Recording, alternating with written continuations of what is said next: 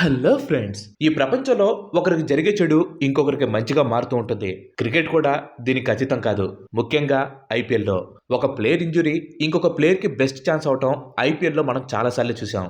So ఈ రోజు వీడియోలో ఐపీఎల్ హిస్టరీలో జరిగిన బెస్ట్ రీప్లేస్మెంట్ ఏంటో మనం తెలుసుకుందాం. Let's get into the show. Chris Gayle replaces Nannes. 2011 IPL సీజన్లో ఆస్ట్రేలియన్ బౌలర్ అయిన నానస్ ఆర్సీబీ టీం తరపున ఆడాడు. అయితే ఆ సీజన్ స్టార్టింగ్లోనే ఇంజురీ అవడంతో నానస్ ఆ సీజన్ నుంచి తప్పుకున్నాడు. నానస్కి రీప్లేస్మెంట్గా ఆర్సీబీ టీం క్రిస్ గేల్ని తీసుకోవడం జరిగింది. యాక్చువల్గా ఆ సీజన్కు ముందు క్రిస్ గేల్ని ఏ టీం కూడా సైన్ చేయలేదు.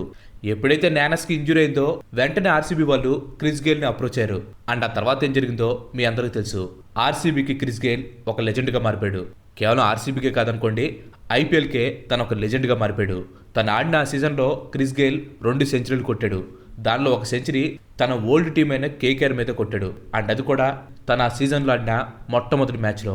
2011 సీజన్లో ఆర్సీబీ ఫైనల్కి వెళ్ళడంలో క్రిస్ గేల్ కీ రోల్ని ప్లే చేశాడు.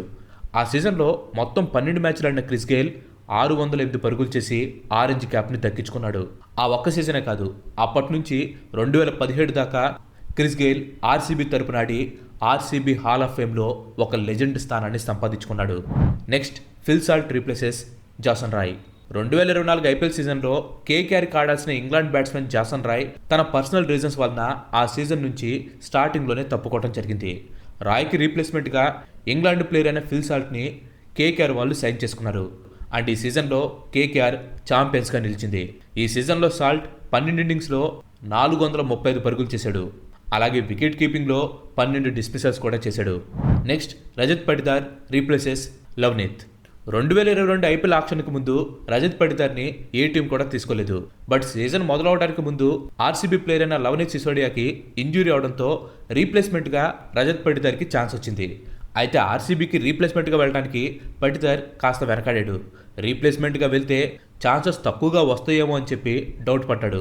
కానీ ఎలాగోలాగా ఫైనల్గా తన రీప్లేస్మెంట్ ఆఫర్ని యాక్సెప్ట్ చేశాడు. అలా యాక్సెప్ట్ చేయటం పటిదార్ కెరియర్ని ఎక్కడికో తీసుకుని వెళ్ళిపోయింది. ఆ సీజన్లో తను ఆడిన 7 మ్యాచెస్లో 152.5 స్ట్రైక్ రేట్తో 333 పరుగులు చేశాడు. దీనిలో ఒక సెంచరీ కూడా ఉంది. అండ్ ఈ సెంచరీని తన ఎలిమినేటర్స్ మ్యాచ్లో ఎల్ఎస్జీ మీద కొట్టాడు. అంతేకాదు, ఆ తర్వాత నుంచి పటిదార్ ఆర్సీబీ టాప్ ఆర్డర్కి కీ ప్లేయర్గా మారిపోయాడు. అండ్ ఇప్పుడు ఆర్సీబీ టీంకి కెప్టెన్ కూడా అయ్యాడు. Pathirana replaces Adam. 2022 ఐపీఎల్ సీజన్లో సిఎస్కే తమ మొదటి మ్యాచ్ని కేకేఆర్తో ఆడింది. ఈ మ్యాచ్లో సిఎస్కే బౌలర్కి హ్యామ్స్ట్రింగ్ ఇంజరీ అయింది. ఇంజురీ సివియర్ అవడంతో యాడమ్ ఆ సీజన్ నుంచి తప్పుకున్నాడు. యాడమ్కి రీప్లేస్మెంట్గా చెన్నై సూపర్ కింగ్స్ పతిరానాని తీసుకుంది. లసిత్ మలింగ బౌలింగ్ యాక్షన్ ఉన్న 19 ఏళ్ల పతిరానాని సిఎస్కే కేవలం 20 లక్షల బేస్ ప్రైస్తో తీసుకుంది. పతిరానా తన ఫస్ట్ మ్యాచ్లో వేసిన ఫస్ట్ బాల్కే వికెట్ తీశాడు. కానీ ఆ సీజన్లో తనకు పెద్దగా ఛాన్సెస్ అయితే దొరకలేదు. బట్ తర్వాత సీజన్లో ధోని గైడెన్స్లో పతిరానా పర్ఫార్మెన్స్ బాగా ఇంప్రూవ్ అయింది. 2025 ఐపీఎల్కి ముందు పతిరానాని చెన్నై సూపర్ కింగ్స్ 13 కోట్లు పెట్టి రిటైన్ చేసుకుంది. అండ్ ఇప్పుడు చెన్నైకి Pathirana one of the main బౌలర్స్గా మారిపోయాడు.